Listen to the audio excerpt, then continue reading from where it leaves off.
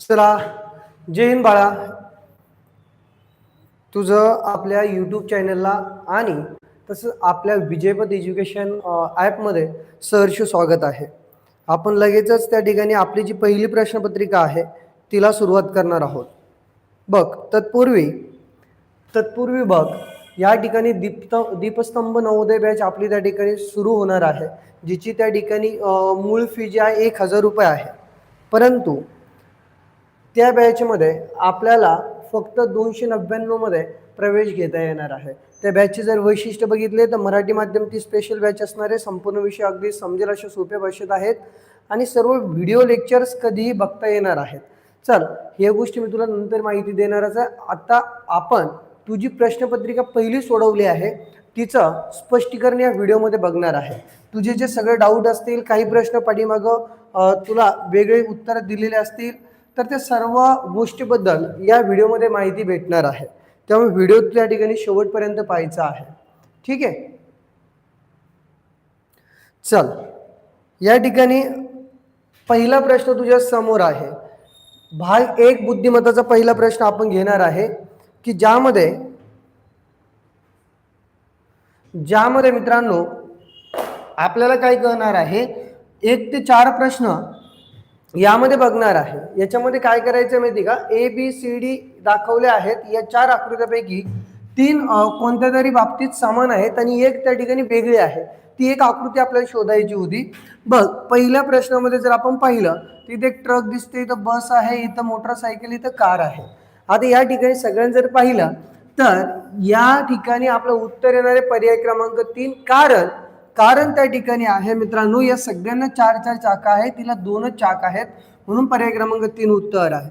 दुसरा प्रश्न बघ, या 4 आकृत्यामध्ये जर आपण बघितलं, इथं तुला अर्धगोल दिसतंय, इथं अर्धगोल दिसतंय, या आकृतीमध्ये पण अर्धगोल आहे, परंतु पर्याय क्रमांक 3च्या आकृतीमध्ये अर्धगोल नाही, म्हणून आपलं पर्याय क्रमांक 3 उत्तर होतं. त्यानंतर तिसरा प्रश्न बघ, इथे एक सरळ रेषा दिसते, त्या रेषेवरती त्या ठिकाणी एक दुसरी लंब रेषा दिसते आहे. त्यानंतर बघ, इथे एक सरळ रेषा आहे, त्या रेषेवरती एक लंब रेषा आहे. त्यानंतर तिसऱ्यामध्ये बघ, या सरळ रेषेमध्ये एक छेदून रेषा गेलेली आहे आणि इथं बघितलं तर एका रेषावरती दुसरी रेषा आहे. म्हणजे याचा अर्थ पर्याय क्रमांक C आपलं उत्तर असणार आहे, कारण एका रेषेला दुसरी रेषा छेदून त्या ठिकाणी गेलेली आहे. बघ, आता आपल्याला चौथा प्रश्न बघायचा आहे. चौथ्या प्रश्नामध्ये काय आहे, एका चौकोनामध्ये गोल आहे, त्याच्यामध्ये आडव्या रेषा आहे. त्यानंतर बघ, दुसऱ्या आकृतीमध्ये एक त्रिकोण आहे, त्यामध्ये पण गोल आहे, त्याच्यामध्ये आडव्या रेषा दिसत आहेत. इथं पण गोल आहे, आडव्या रेषा आहेत. इथं त्या ठिकाणी गोल नाहीये, गोल पण नाहीये आणि रेषा पण उभ्या आहेत.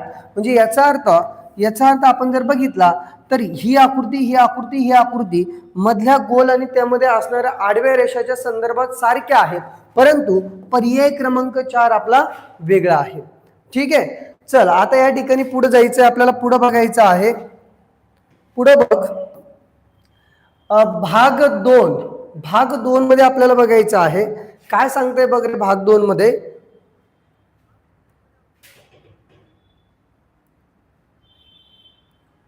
बघ, प्रश्न क्रमांक 5 ते 8 या ठिकाणी बघ, डाव्या बाजूस एक प्रश्न आकृती दिलेली आहे आणि उजव्या बाजूस ABCD अशी 4 आकृत्या दिलेल्या आहेत. उत्तर आकृत्यांपैकी प्रश्न आकृतीशी समान अशा आकृतीची निवड आपल्याला करायची आहे आणि आपले उत्तर दाखवण्याकरिता OMR उत्तर पृष्ठावरती प्रश्नाशी जुळणारी क्रमांक समान वर्तुळ काळे करायचं आहे. आता बघ, या ठिकाणी काय आहे, इथे एक ससा भाऊ ससा दिसतोस कसा. आता याचा आपल्याला सारखी आकृती शोधायची. पहिली जर आकृती पाहिलं तर याचा डोळा बघ रे, डोळा बघ. हा, डोळा जर बघितला, इथे याचा डोळा बारीक पडलाय, छोटा झाला याचा डोळा, म्हणून ही उत्तर येणार नाही. दुसऱ्या आकृतीमध्ये बघ, याच्या शेपटीला कोणतरी कापून घेतलं, खाऊन टाकलं, म्हणून ही उत्तर येणार नाही. त्यानंतर बघ, तिसऱ्यामध्ये जर पाहिलं तर याचा डोळा जो आहे, इथं काळा भाग खाली आहे, इथं काळा भाग वर गेलाय, म्हणून हे पण उत्तर येणार नाही. म्हणजे शेंबूड उत्तर कोणतं राहणार आहे तुझं, पर्याय क्रमांक 4 उत्तर राहणार आहे लेकरा. कोणतं उत्तर राहणार आहे, पर्याय क्रमांक 4 आहे. आता आपलं 5 नंबर झालं, 6 नंबरचं बघ रे सोन्या. ए सोन्या इकडे लक्ष दे. आता या ठिकाणी बघ, इथं त्या ठिकाणी छोटासा गोल, इथं छोटासा गोल आहे. असा गोल बघणार आहे कुठं सापडतो, तर तुला त्या ठिकाणी बघ पर्याय क्रमांक 1 मध्ये सारखी आकृती सापडते आहे. अगदी सोपं आहे. 7 मध्ये बघितलं तर असा गोल बघ, त्याच्यामध्ये असा ॲरो बघ, टुंग टुंग टुंग टुंग टुंग टुंग टुंग. पर्याय क्रमांक 2 मध्ये आपलं उत्तर आहे बघ. पर्याय क्रमांक 2 मध्ये आपलं उत्तर आहे. आता बघ रे माझ्या सोन्या, इथं हात दाखवतोय, हात, आणि सारखाच हात तुला शोधायचा आहे. आता बघ या 2 आकृत्यामध्ये काय फरक आहे रे बघ. या 2 बघा, हे पर्याय कटलाय, याच्यामध्ये बघ ह्या ज्या 2 रेषा आहे आणि याच्यामध्ये ज्या 2 रेषा आहे यांच्यामध्ये थोडंसं अंतर जास्त दिसतं, म्हणून हे पण उत्तर येणार नाही. हा जो हात दिसतो याच्या त्या ठिकाणी जास्तच तो बाहेर आला आहे, म्हणून हा पण उत्तर त्या ठिकाणी असणार नाही. म्हणून आपलं उत्तर येणार आहे मित्रा पर्याय क्रमांक 1. पर्याय क्रमांक 1 आपलं उत्तर आहे. पुढचा प्रश्न लक्ष दे बघ.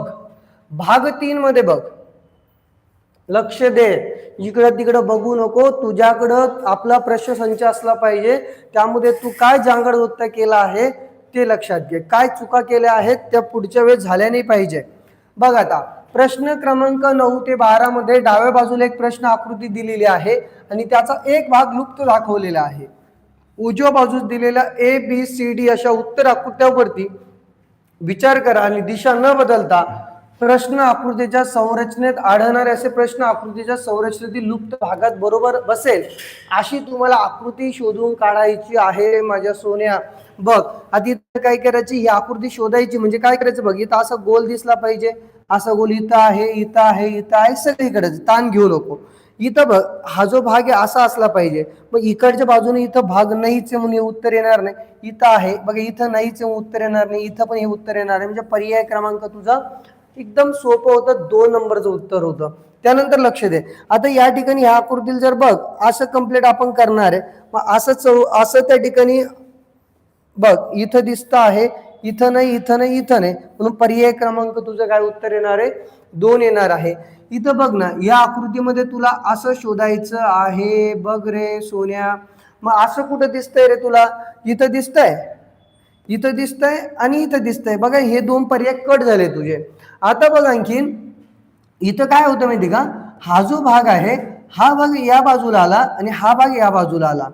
याचा अर्थ असा होणार आहे, हा जो भाग आहे हा या बाजूला येईल आणि हा भाग या बाजूला जाईल. म्हणजे हा भाग इथं शोध तुला, मग तो आपला भेटतोय पर्याय क्रमांक 4 मध्ये रे माझ्या लेकरा, माझ्या बाळा, माझ्या सोन्या. आता बघ रे, 9 झालंय, 10 पण झालंय, 11 त्या ठिकाणी झालंय, आता 12चं बघ रे. म्हणजे 12 नंबरचं बघ रे माझ्या सोन्या. आता बघ या ठिकाणी काय दाखवतंय रे, या ठिकाणी बघ अशी तुला एक रेष दिसणार आहे बघ. इथं जसं आहे तशी एक रेष तुला दिसणार आहे बघ. मग अशी रेष कुठं कुठं आहे, सगळीकडेच आहे, ताण घेऊ नको. त्यानंतर बघ रे, त्यानंतर बघ ही जी रेष तुला दिसणार आहे याच्यातून अशी एक रेष जाऊन ती त्या ठिकाणी अशा पद्धतीने जाणार आहे आणि इथं गोल असणार आहे बघ. या ठिकाणी गोल आहे परंतु त्याच्यामध्ये तुला छोटासा त्रिकोण दिसत नाही, म्हणजे उत्तर येणार नाही. इथं त्या ठिकाणी जांगड उत्तर चुकीचं आहे. त्यानंतर बघ या इकडून अशी रेष त्या ठिकाणी नाहीच आहे, कुठंच नाहीच आहे, म्हणून आपल्याला हे पण उत्तर दिसणार नाही. म्हणजे पर्याय क्रमांक तुझं 1 उत्तर आहे. पर्याय क्रमांक 1 उत्तर आहे. चल आता पुढे जाऊया. पुढचा प्रश्न बघ रे, भाग 4 आपला चालू झाला आहे. प्रश्न क्रमांक 13 ते 16 डाव्या बाजूस 3 प्रश्न आकृती दिलेल्या आहेत आणि 4थ्या आकृतीसाठी जागा रिकामी सोडलेली आहे. प्रश्न आकृत्या विशिष्ट अनुक्रमाने आहेत. उजव्या बाजूला दिलेली उत्तर आकृत्यामधून अशी आकृती शोधून काढा की जी मोकळ्या सोडलेल्या प्रश्न आकृती जागा घेईल आणि अनुक्रम पूर्ण करेल. आणि ती आकृती निवडून तुला काय करायचं आहे, OMR शीट मध्ये त्याला रंगवायचं आहे. आता बघ रे, इथं काय सांगताय, इथं काळा गोल दिलाय, इथं काळा गोल दिलाय, इथं काळा गोल दिलाय, याचा अर्थ हे उत्तर आहे. ताणच घेऊ नको तू. पर्याय क्रमांक 1 उत्तर आहे 13 नंबरचा. 14 नंबरचा प्रश्न बघ. इथं एक त्या ठिकाणी काय आहे, गोल आहे. त्या गोल मध्ये काय केलं आहे, काही भागामध्ये रेषा मारलेल्या आहेत. आता बघ या ठिकाणी हा एक भाग सोडून एक भाग रंगवलेला आहे, एक भाग सोडून एक भाग रंगवलेला आहे. म्हणजे हा सोडून हा सोडून हा रंगवलेला असणार आहे, हा रंगवलेला इथं असणार आहे. मग ती शोध ना. हे नाही येणार, बघ हा पण नाही येणार, एक भाग सोडायचा होता, हा पण नाही येणार. म्हणजे पर्याय क्रमांक तुझा काय येतोय, डी नंबरचा पर्याय येतो आहे. पुढचा प्रश्न बघ, आता 13 झालं, 14 झाला, ते 15 नंबर बघ. बघ या ठिकाणी काय दाखवतंय रे, हा जो त्रिकोण आहे हा त्रिकोण खाली मुंडकं वर पाय झाला, इथं बी त्रिकोण खाली मुंडकं वर पाय होईल, म्हणजे असा त्रिकोण येईल. बघ असा त्रिकोण तुला दोन ठिकाणी दिसतोय, एक इथं दिसतोय, एक इथं दिसतोय आणि एक इथं, म्हणजे हा पर्याय कट झाला. आता बघ इथं काय झालं, हा जो काळा गोल होता तो वरच्या दिशेने गेला डाव्या बाजूला. या ठिकाणी बघ हा जो गोल होता उजवा तो त्या ठिकाणी वरच्या दिशेने गेला डाव्या बाजूला. याचा अर्थ हा जो काळा गोल असणार आहे तो वरच्या बाजूला जाईल, म्हणजे वरच्या ठिकाणी जाईल डाव्या बाजूला. म्हणजे पर्याय क्रमांक तुझं उत्तर येणार आहे काय, सी. पर्याय क्रमांक सी उत्तर आहे. 16 नंबरचं बघ आता. या ठिकाणी काय दाखवतंय, एक चौरस आहे, या चौरसामध्ये गोल आहे, एक चौरस आहे त्यामध्ये पुन्हा त्या ठिकाणी चौरस आहे, एक चौरस आहे त्याच्यामध्ये पुन्हा आयत आपलं त्रिकोण आहे आणि काळ्या करून दिला आहे. याचा अर्थ भाऊ तुला काळ्या करून दिलेला पर्याय कोणता आहे, सी आहे. अवघड नव्हतं, 16 नंबरचं सी येतंय. पुढचा प्रश्न, पुढचा भाग तुझ्या समोर आहे बघ. भाग नंबर 5 आपला चालू झालाय. भाग नंबर 5 मध्ये काय, 17 ते 20 प्रश्नामध्ये प्रत्येकी 2 प्रश्न आकृतीचे 2 गट आहेत. दुसऱ्या गटामध्ये एक प्रश्न चिन्ह आहे. पहिल्या 2 प्रश्न आकृतीमध्ये काही एक नाते आहे, तिसऱ्या व चौथ्या प्रश्न आकृतीमध्ये तसलेच काहीतरी नाते आहे. म्हणजे पहिल्या दोघांचा जांगड उत्तर बघायचा आणि तो जांगड उत्तर पुढच्या 2 मध्ये शोधायचा, असं त्या ठिकाणी आपल्याला बघायचं. आता बघ काय, इथं एकावर एक काय आयत आहे आणि मग त्याच्या विरुद्ध बाजूने काय दिले, गोल दिलेले आहेत. याचा अर्थ इथं पण एका समोर एक आयत आहे. याचा अर्थ एका पुढे एक गोल शोधा. मग ते आपल्याला पर्याय क्रमांक 1 मध्ये दिसायला लागलेत. म्हणून आपलं 17 नंबरचं उत्तर आहे पर्याय क्रमांक 1. बघ रे आता पुढचं बघ. आता बघ या चौरसामध्ये तुला त्या ठिकाणी ज्या काड्या आहेत त्या काड्या मध्ये गेलेल्या दिसत आहेत बघा. ही अशी गेली, अशी गेली, अशी गेली, अशी गेली आणि ही आकृती तयार झाली. याचा अर्थ बघ, हा गोल असा मध्ये येईल, हा गोल मध्ये येईल, हा गोल मध्ये येईल, हा गोल मध्ये येईल, म्हणजे अशी आकृती तुला इथे भेटेल. ती तुला इथं दिसते, पर्याय क्रमांक सी मध्ये दिसायला लागली रे माझ्या सोन्या. अरे दीदी आता पुढे बघ, 19 नंबरचा प्रश्न.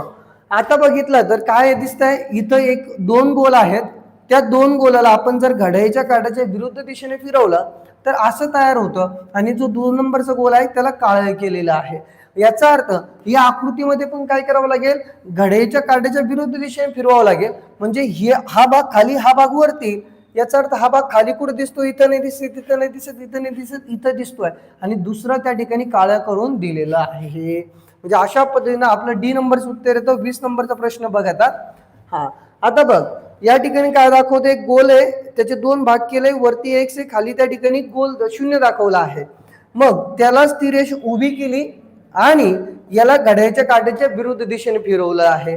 याचा अर्थ बघ, याला पण काय करावं लागेल, आपल्याला आडवी रेष मारावं लागेल. याच्यामध्ये आडवी रेष तर सगळ्यामध्ये आहे, परंतु जे तुला या ठिकाणी चिन्ह दिसत आहेत 0 आणि प्लस, याला घड्याळाच्या काट्याच्या विरुद्ध दिशेने घेऊन जाय. म्हणजे हा भाऊ खाली येईल, हा भाऊ वर जाईल.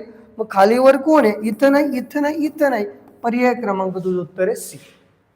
40 पैकी 20 प्रश्न संपलेत. आता फक्त राहिले 20. व्यवस्थित लक्ष दे आणि व्यवस्थित समजून घे.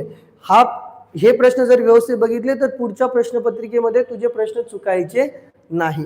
त्यामुळे बारकाईने एक प्रश्न व्यवस्थित बघून घे आणि बघत असताना तुझे कोणकोणते चुकले आणि का चुकले ते पण लक्षात घे. प्रश्न क्रमांक 21 ते 24 आपल्याला पाहायचा आहे. एका भूमितीतील आकृतीचा त्रिकोण, चौरस, वर्तुळ एक भाग डाव्या बाजूस प्रश्नाकृतीच्या स्वरूपात आहे आणि दुसरा उजव्या बाजूच्या 4 उत्तर आकृत्यांमध्ये ABCD यामध्ये आहे. उजव्या बाजूची अशी आकृती शोधून काढा की जी त्या भूमितीतील आकृतीस पूर्ण करेल. आता बघ या ठिकाणी हा जो भाग आहे तो याच्यामध्ये आपल्याला बसवायचा आहे, आणि मग ती आकृती पूर्ण करायची आहे. मग बघ आता या ठिकाणी जर आपल्याला भाग बसवायचा असेल तर इथं काय दिसेल रे आपल्याला, हा भाग बसवण्यासाठी आपल्याला काय करावं लागेल, अशी आकृती शोधावी लागेल. किंवा आता बघ हे जर आपण बघितलं तर अशी आकृती आपल्याला हीच दिसते आहे. याचा अर्थ काय होतोय, आपल्याला पर्याय क्रमांक 1 जे आहे, पर्याय क्रमांक 1 जे आहे तेच आपलं उत्तर होतंय. बाकी कोणत्याच आकृतीमध्ये आपल्याला ही आकृती बसवू देत नाही, हे लक्षात घे.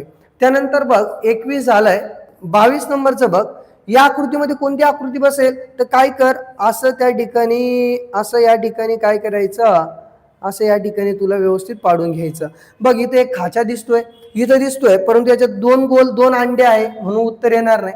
याच्यामध्ये एक अंडा आहे, एक अंडा लागतं आपल्याला, पण इथं 2 त्या ठिकाणी खाचेला आपल्याला लागत नाही, ही उत्तर येणार नाही.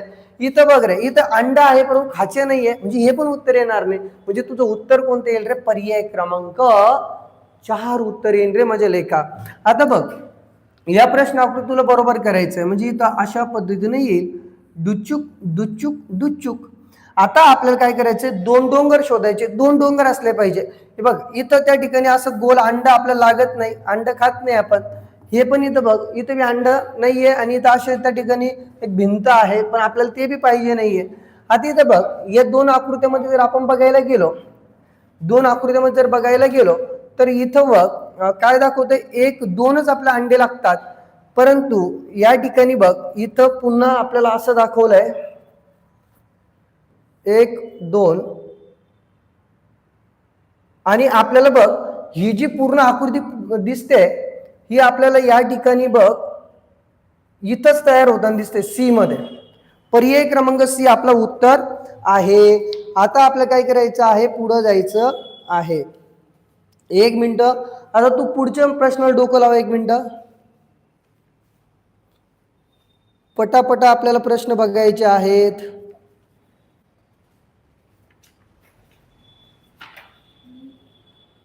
आता बघ किती नंबरचा प्रश्न होता आपला हा, 23 नंबरचा प्रश्न आहे. बरोबर, 23 नंबरचा सी आपला अगदी बरोबर आहे. आता पुढे जाऊया, 23 नंबर झालंय. आता 24 नंबरचा प्रश्न बघ. इथं काय करायचं, सरळ तुला दिसतंय अशी आकृती शोधायची, अशी आकृती तुला शोधायची आहे. बघ ना, अशी आकृती तुला पहिली दिसते का, नाही दिसत आहे? ओके, पहिली नाही दिसत आहे. आता बघ बी नंबरची या पद्धतीने आपल्याला हे दिसत आहे. हा एक त्रिकोण आपलं आडवी रेषा आहे.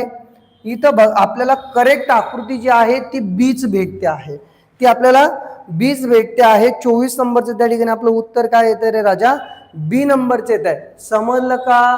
चल आता पुढे जाऊ, पुढे जाऊ, ताण घेऊ नको रे माझ्या सोन्या, माझी दिदी. आता बघ प्रश्न क्रमांक 25 ते 28 मध्ये डाव्या बाजूस एक प्रश्न आकृती आहे, बाजूस दिलेल्या आहेत.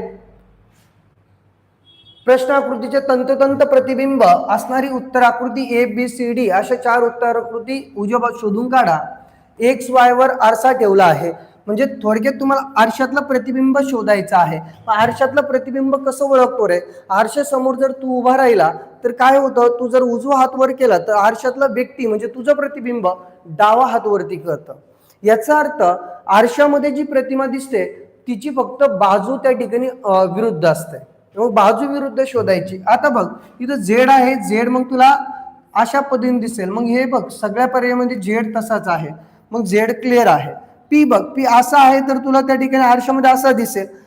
इथं बरोबर आहे, इथं चुकला, इथं बरोबर आहे, इथं चुकला.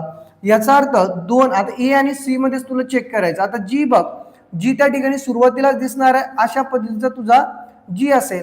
आता असा जी तुला बघ याच्या तिथं जीच नाहीये म्हणून हे पण चुकलं, म्हणून पर्याय क्रमांक तुझं काय आहे, 1 नंबरचं उत्तर आहे. चल पुढं बघ रे, 25 नंबर झालंय. 26 नंबरचा प्रश्न बघ. इथं कॉक्रोच दिला आहे, कॉक्रोच इकडे चालला, याचा अर्थ आरशामध्ये इकडेच आहे. बघ इथं सारखाच जातोय म्हणून हे चुकलं. इथं बघ इथला कॉक्रोच उडून इथं गेला, हे पण चुकलं. इथं तो कॉक्रोचच गायब, हे पण चुकलं. याचा अर्थ बरोबर कोणता असणार आहे तुझं, पर्याय क्रमांक डी असणार आहे. आता पुढं बघ रे, इथं बघ एक पोरग द्यायला रे तुझ्यासारखंच. इथं बघ ही जी रेषा आहे जशीच्या तशी जिथं दिसेल ते नसणार आहे, कारण विरुद्ध बाजू त्या ठिकाणी असणार आहे. मग बघ हे उत्तर येणार नाही, हे उत्तर येणार नाही, या दोघांपैकी बघ. आता हा जो डोला आहे, हा डोला त्या ठिकाणी आरशात जर पाहिलं तर असा दिसेल, विरुद्ध बाजूला दिसेल ना. मग हा डोला बघ ना इथं पलीकडच्या साईडने दिसतोय, म्हणून आपलं उत्तर काय येणार आहे, बी. बी येणार आहे. ताण घ्यायचं नाही, व्यवस्थित सोडवायचं. जसं मी सोडवतो आहे तसंच पुढची प्रश्नपत्रिका तुला सोडवायची आहे. लक्षात घे. आता बघ 28 या ठिकाणी ह्या आकृतीमध्ये तुला असं दिसेल, अशी आकृती दिसेल बघ, आणि हा जो असा आहे तो असा दिसेल. असं कुठं कुठं दिसतं रे भाऊ तुला, कुठं कुठं दिसतं? हा तर हे बघ, हे चुकलं, हे चुकलंय बघ. आता आणखीन कुठं, बरं याच्यामध्ये बघ. आता आता तुला अशा पद्धतीचा जो भाग आहे तो त्या ठिकाणी अशा पद्धतीचा दिसणार आहे. मग असं कुठं दिसतं रे बघ, इथं नाही दिसत आहे, असं या 2 मध्ये आहे. त्यानंतर बघ हा जो भाग आहे असा आहे तर तुला असा दिसणार आहे. म्हणजे अशी आकृती तुला कुठे दिसते? पर्याय क्रमांक सी उत्तर आहे. पर्याय क्रमांक सी उत्तर आहे.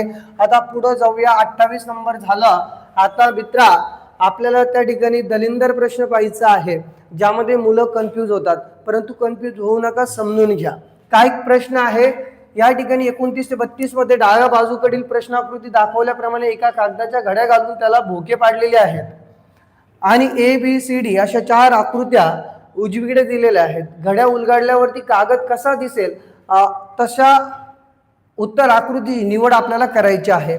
बघ मी काय करतो, पहिले 2-3 प्रश्न तुला समजून सांगतो आणि मग नंतर सांगतो की त्या ठिकाणी मनानेच उत्तर कसं काढायचं.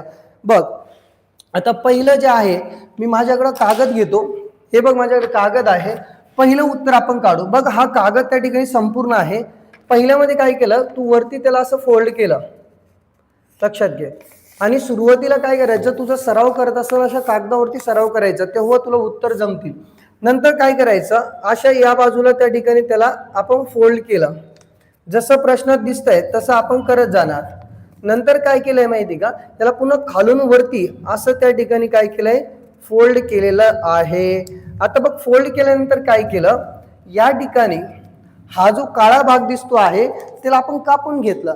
आता माझ्याकडे कात्री आहे आणि मी काय करणार, त्याला आता कापून घेणार. हा जो भाग दिसतोय याला काय करायचं आहे, बघ हा भाग अशा पद्धतीनं कापून घ्यायचा आहे. आपली कैची थोडीशी भारी आहे त्याच्यामुळे थोडा वेळ लागतो, ताण घेऊ नको. असं याला आपण काय करणार आहे, कापून घेणार आहे. कापून घेतल्यावरती बघ, आता कापून घेतल्यानंतर आपण जर व्यवस्थित जसं आपण त्याला फोल्ड केलं तसंच जर त्याला उलगडत गेलो तर बघ असं पहिलं उलगडलं, त्यानंतर बघ त्यानंतर अशा पद्धतीने त्याला खोललं, त्यानंतर असं त्याला जर खोललं तर आपल्याला अशी आकृती भेटते. म्हणजे मध्ये 4 चौकोन आपल्याला दिसतात आणि प्रत्येक कोपऱ्यावरती एक चौकोन दिसतो. मग या आशयाची आकृती बघ तुला कुठं सापडते रे, तर तुला सापडते बघ ही आकृती.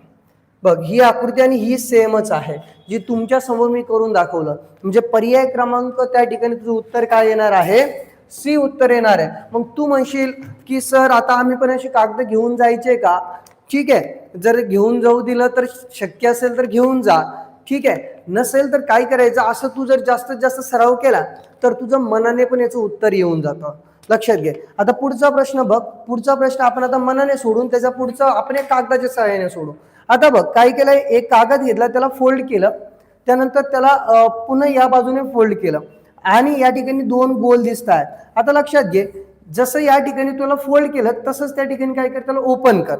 जर का तू त्याला आता इकडच्या बाजूने ओपन केलं, इकडच्या बाजूने ओपन केलं तर इथं गोल दिसेल, इथं पण गोल दिसेल. ओपन केल्यानंतर जेव्हा तू असं त्याला ओपन करशील तेव्हा तुला या ठिकाणी असे 2 गोल दिसेल आणि जेव्हा तू असं त्याला ओपन करशील तेव्हा तुला असे 2 गोल दिसेल. याचा अर्थ बघ तुला एवढे त्या ठिकाणी गोल दिसणार. 1 2 3 4 लाईन दिसतील. 4 लाईन कुठे आहे रे, फक्त पर्याय क्रमांक 1 मध्ये आहे. असं तुला सोडवता येतं. आता बघ तिसरं मी तुला पुन्हा या कागदाच्या सहाय्याने सोडून दाखवतो. आता बघ काय केलं, हा कागद घेतला, याला आपण अशा पद्धतीनं फोल्ड केलं, बर ठीक आहे. त्यानंतर काय केलं, आपण त्याला असं पद्धतीने फोल्ड करून पुन्हा काय केलं, बघ अशा कागदाला काय केलं आपण, इथून पुन्हा त्या ठिकाणी त्याला अशा पद्धतीनं फोल्ड केलेलं आहे.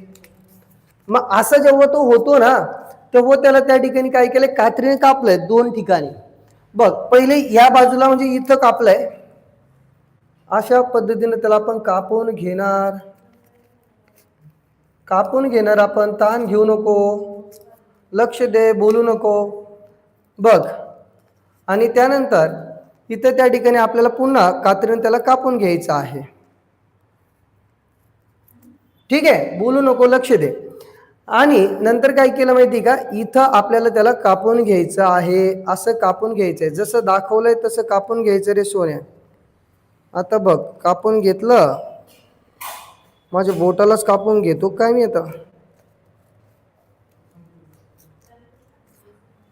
आता बघ, असं त्याला कापून घेतलं आणि जेव्हा आपण आता जसं सांगितलंय तसं जर त्याला आपण उलगडलं, बघ अशा पद्धतीने आपल्याला आकृती दिसणार आहे. अशा पद्धतीची आकृती दिसणार आहे. म्हणजे बघ, या ठिकाणी आपण जर याला असंच ठेवलं तर आपल्याला चार बाजूला चार गोल दिसतील.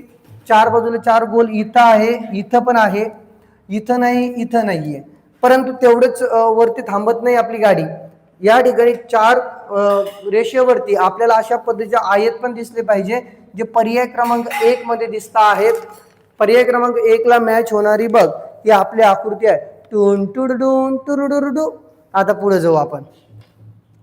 आता पुढे बघ, आता पर्याय आपलं किती झालं रे, 29 झालं, 30 झालंय, 31 पण झालंय आणि आता 32 नंबरचं चालू आहे. बघ, हा प्रश्न आपण त्या ठिकाणी पुन्हा कागदाने सोडू शकतो, परंतु आता तुला या ठिकाणी बघ कसं डोकं लावायचं. याला आपण असं फोल्ड केलं, याला त्या ठिकाणी पुन्हा खाली फोल्ड केलं आणि मग काय केलं, इथं या बाजूला त्याला आपण कापलेलं आहे.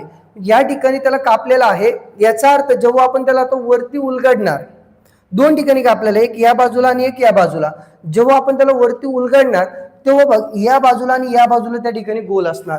आणि जेव्हा आपण त्याला इकडे उलगडणार तेव्हा या बाजूला आणि या बाजूला त्या ठिकाणी गोल असणार. म्हणजे असं कुठं कुठं गोल आहे रे, इथं पण आहे, इथं पण आहे, इथं पण आहे, इथं पण आहे, चारही ठिकाणी आहे. मग बघ, जेव्हा आपण याला त्या ठिकाणी कापलेलं असणार आहे, तसंच जर आपण त्याला इकडं केलं तर तुला असा त्रिकोण झालेला, म्हणजे अशा पद्धतीचा एक आकार झालेला दिसेल. जेव्हा त्याला आपण वरती उलगडणार तेव्हा त्याला असा आकार झालेला दिसेल.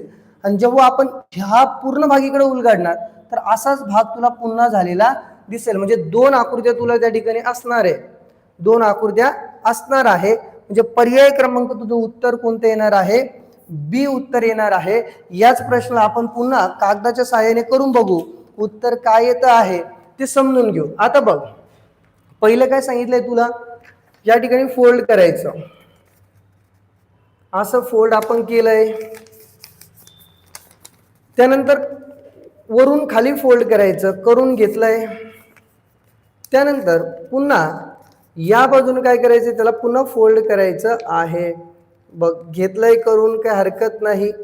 मग फोल्ड केल्यानंतर काय सांगता येते की हा जो भाग आहे इथल्या या भागावरती काय आहे, आपल्याला असं गोल स्वरूपात त्याला कापायचं आहे. मग मी गोल स्वरूपात त्याला कापलं.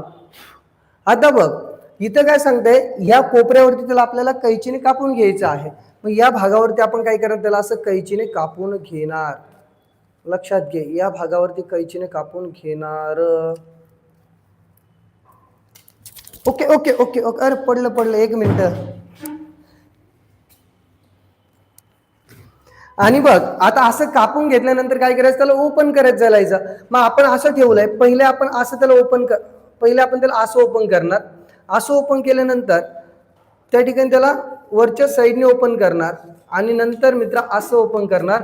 अशी आकृती बघ ना, तुला कुठं शेमूड आकृती दिसते रे, कुठे दिसते, पर्याय क्रमांक बी मध्ये दिसते बघ, पर्याय क्रमांक बी मध्ये. म्हणून पर्याय क्रमांक आपला बी उत्तर आहे. किती नंबरचा प्रश्न आहे, 32 नंबरचा प्रश्न आपला आहे, त्याचं उत्तर आहे बी. आता पुढे जाऊया आपण. आता बघ, पुढे जाऊया. सूचना प्रश्न क्रमांक 33 ते 36 साठी आहे, भाग 9 आपण बघतोय. व्यवस्थित लक्ष दे.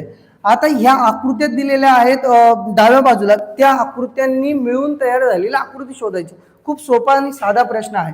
बघ, त्या ठिकाणी 2 त्रिकोण आणि एक आयत आहे. म्हणजे इथं त्रिकोण दिसत नाहीये, इथं एक त्रिकोण एक आयत दिसतोय, इथं दिसत नाही. बघ, मी तुला दाखवतो, हा एक त्या ठिकाणी आयत दिसतोय आणि हा एक त्रिकोण दिसतो आहे. आणि हे बघ, दुसऱ्या पेनाने हा एक आयत दिसतो आहे. म्हणजे पर्याय क्रमांक आपलं डी उत्तर आहे. पुढचा प्रश्न बघ, ही आकृती ज्यामध्ये तुला एक चौरस दिसतो आहे. बघ, यामध्ये चौरस आहे आणि 2 काटकोन त्रिकोण आहे. इथं बघ हे काटकोन त्रिकोण नाही म्हणजे हे येणार नाही. बघ पर्याय क्रमांक 2 मध्ये एक चौरस दिसतो आहे आणि दोन्ही बाजूला 2 हे काटकोन दिसत आहेत, म्हणून पर्याय क्रमांक आपलं 2 उत्तर आहे. पटतंय? चल आता पुढचं बघू. आता काय करायचं, या 2 आकृत्यांमधून, या 4 आकृत्यांमधून आपल्याला आकृती शोधायची आहे. बघ या ठिकाणी आपल्याला अर्धगोल दिसतंय, अर्धगोल, आणि या ठिकाणी या बाजून जर पाहिलं तर अशा पद्धतीची रेष दिसते, ते आपल्याला इथं दिसतंय. बघ अशा पद्धतीची आकृती आहे, वरचं ते जर बघितलं ते सेम आकृती आहे आणि याचे थोबाडं फक्त इकडे केलेले आहेत, म्हणून पर्याय क्रमांक 1 आपलं उत्तर आहे. पुढचा पर्याय बघण्याची गरज नाही. समजतंय? चला आता पुढे जाऊयात. किती झालं रे? 33 नंबर, 34 नंबर, 35 नंबर आणि आपल्याला बघायचं आता 36 नंबर. चल आता या ठिकाणी बघ असे 1 2 3 4 5 6 7 8 त्रिकोण आहेत. 8 त्रिकोण पहिले शोधून घे, मग या 2 आकृत्या बघू आपण. बघ ह्या 2 आकृती इथे दिसत आहेत आणि गोल पण आहे, परंतु 8 त्रिकोण इथं होत नाही म्हणून हे होणार नाही. बघ या ठिकाणी तुला गोलच नाही दिसत आहे ना. बघ लक्षात घे, इथं गोल दिसत नाहीये म्हणून हे त्रिकोण होणार नाही. इथं बघ रे, इथं त्रिकोण नाही दिसत आहे म्हणून हे पण होणार नाही. इथं बघ 1 2 3 4 5 6 7 8 त्रिकोण आहे, याच्यामध्ये गोल पण आहे आणि याच्यामध्ये ही आकृती पण तयार होते, म्हणून पर्याय क्रमांक तुझं काय असणार आहे? डी उत्तर आहे. चला समजलं असेल बेटे. आता पुढे जाऊया. पुढे बघ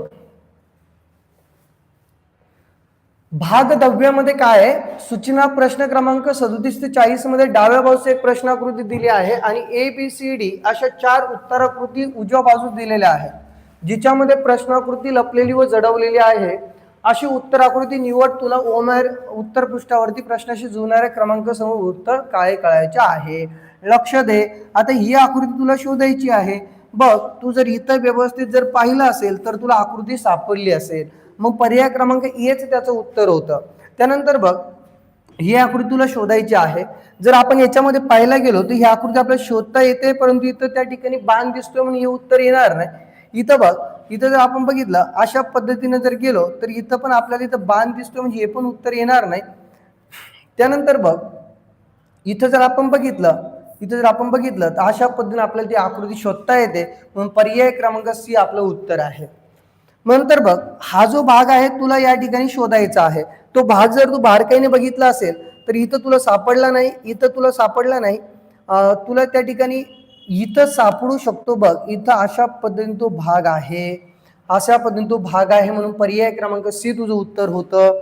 त्यानंतर ही आकृती तुला शोधायची आहे. बघ याच्यामध्ये तुला ती आकृती शोधता येते आहे का? आता काय सांगतंय, बघ अशा पद्धतीने जर आपण ही रेषा पकडली, खाली आडवी रेषा आलो, त्यानंतर अशी आडवी रेषा पुन्हा गेलो, जेव्हा वरती आपण इकडं जातो तेव्हा ही रेषा भेटते आणि इकडं पुन्हा जाताना ही रेषा भेटते, म्हणून पर्याय क्रमांक आपलं बी नंबरचं उत्तर आहे रे म्हणजे सोन्या. हे झालं आपले 40वा प्रश्न. म्हणजे अशा पद्धतीने आपलं बुद्धिमत्तेचे 40 संपले. आता आपण बोलूया त्या ठिकाणी खंड 2 म्हणजे आपल्या गणित विषयाकडे. बघ सोपा आहे, साधा आहे, सरळ आहे. बघ आता 40 पैकी तुझे किती चुकलेत ते बघ आणि पुढच्या प्रश्नपत्रिकेमध्ये ते चुकायला नको याची काळजी घेरेल का. आता बघ अंकगणित परीक्षांमध्ये आपल्याला पाहायचं आहे. पहिला प्रश्न 41 मध्ये बघ या संख्येतील 5 अंकाच्या स्थानिक किमतीतील गुणोत्तर किती. मग तू क्लासेसमध्ये किंवा शाळेमध्ये स्थानिक किंमत शिकला असणार आहे. स्थानिक किंमत बघ, या 5ची स्थानिक किंमत 5च असते. या 5ची स्थानिक किंमत काय आहे? पॉइंट आहे ना. तर या ठिकाणी बघ पॉइंटच्या अगोदर 0 घ्यायचा आणि पुढचे जे 2 अंक आहेत त्या जागेवर 0 घ्यायचे आणि ज्या अंकाची स्थानिक किंमत काढायची जो जसाचा तसा घ्यायचा आणि गुणोत्तर काढायला मग भागिले कर. आता बघ या 0.005 ने 5 ला भाग जात नाही. इथं काय कर, वरती या 5च्या हे जे पॉइंट आहेत ना, हे पॉइंट 1 2 3 अंकाने पॉइंट पुढे सरकव, म्हणजे खाली काय उरते 5 आणि 3 अंकाने पॉइंट खाली सरकवल्यानंतर वरती आपले काय करावं लागतं, 3 शून्य ठेवावे लागतात. 5 एके 5, 5 एके 5, याचा अर्थ वरती उरलं 1000, खाली उरलं 1. याचा अर्थ आपलं जे गुणोत्तर आहे 1000 जसे 1 येतं, म्हणून पर्याय क्रमांक आपलं उत्तर आहे कोणतं रे? पर्याय क्रमांक आपलं उत्तर आहे बी. आता पुढे जाऊया. पुढे बघ 3 अंकी कमाल मूळ संख्या कोणती आहे? बघ रे 3 अंकी कमाल मूळ संख्या कोणती आहे? मग कमाल याचा अर्थ समजून घे. कमाल म्हणजे काय? मोठी संख्या. कमाल संख्या म्हणजे मोठी संख्या. मग याच्यापैकी पहिली शोध मोठी संख्या ही आहे, परंतु 999 ला 9नेच भाग जातो म्हणजे ती मूळ संख्या नाहीये. मग तिच्यापेक्षा लहान 997 आहे. मग 997 ही संख्या मूळ आहे की नाही हे कसं शोधता येईल रे तुला? तर जी संख्याला मित्रांनो 3ने किंवा 7ने भाग जात नाही, ज्या संख्येला 3ने किंवा 7ने भाग जात नाही अशी संख्या ही मूळ संख्या असते. म्हणजे या संख्येला 3ने आणि 7ने भाग देऊन बघायचं, जर नाही भाग गेला तर ती संख्या नेहमी मूळ असते. म्हणून पर्याय क्रमांक आपला काय येईल रे? 2 उत्तर येईल. आता पुढचं बघ, एका पेनची किंमत 15 रुपये. बघ, एक पेन आहे त्याची किंमत 15 रुपये आहे.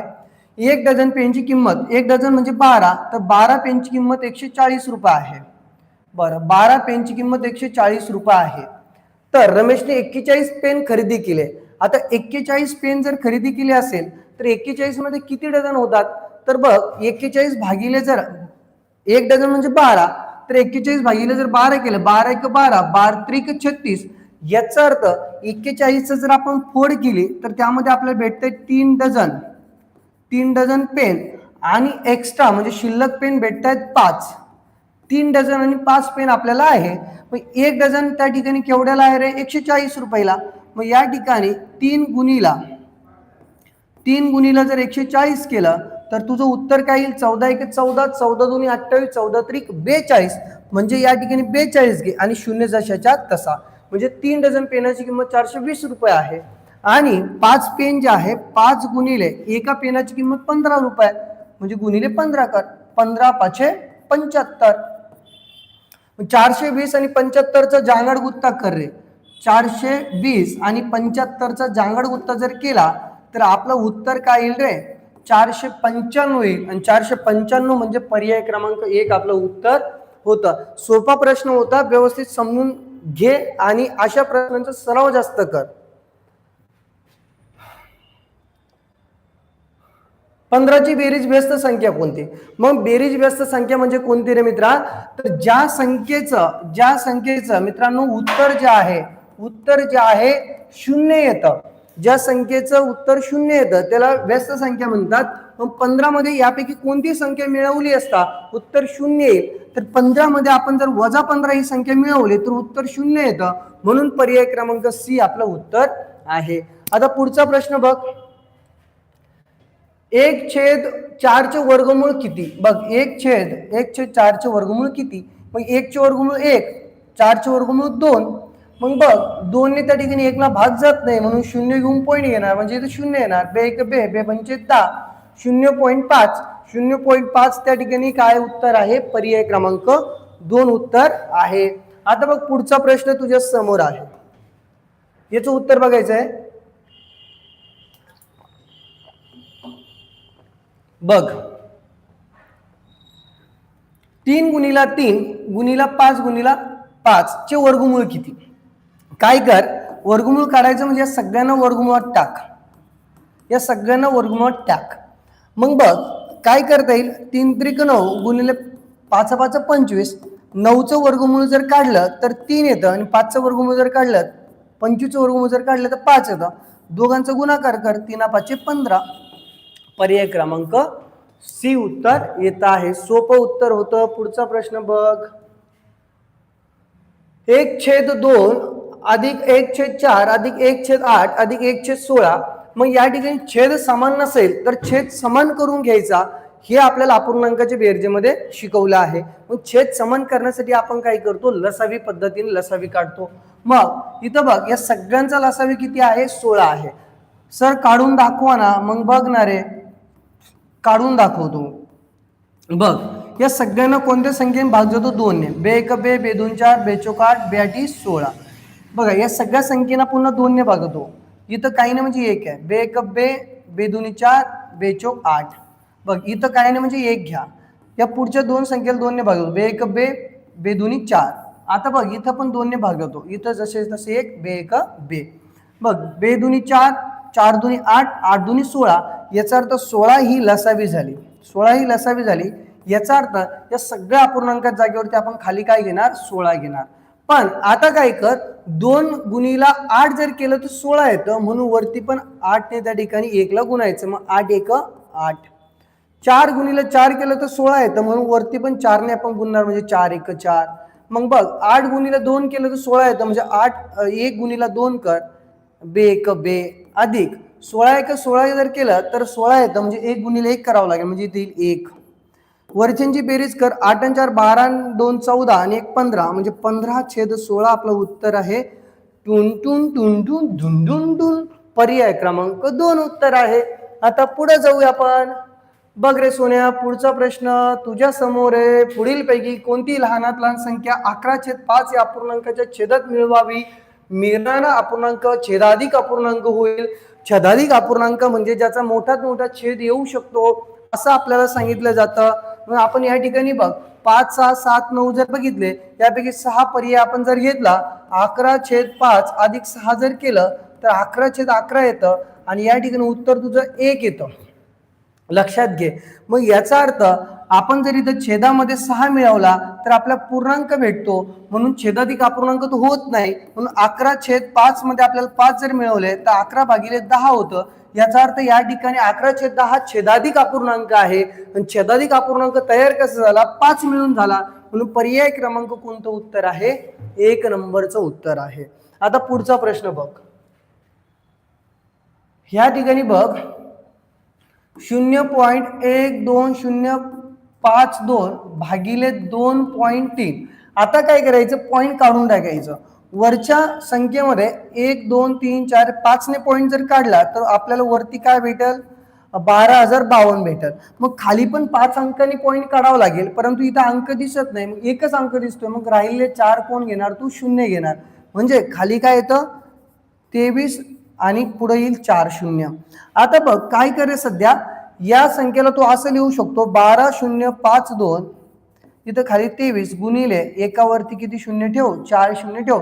या संख्येला तू असं लिहू शकतो. मग बघ 23 1 23, 23 1 23, 23 5 115. तुझे पाढे जे आहेत ना, ए लेखा, तुझे पाढे 30 पर्यंत पाठ पाहिजे बघ. 30 पर्यंत पाढे पाठ पाहिजे. तुझे 30 किंवा 50 पर्यंत वर्गपाठ पाहिजे, आणि तुझे 20 पर्यंत घनपाठ पाहिजे, तेव्हा तू नवोदयाला पात्र होशील रे. हा, लक्षात घे. नाही केले तर मग तू होणार नाही. त्यामुळे आजपासून पाढे पाठ करायला लाग, वर्गपाठ करायला लाग, घनपाठ करायला लाग, जर नसेल तर. आता बघ या ठिकाणी 23 1 23, 23 5 115, उरले 5. 23 1 23, 23 दोन्ही 46, उरले किती रे? उरले 9. उरले किती रे? 9.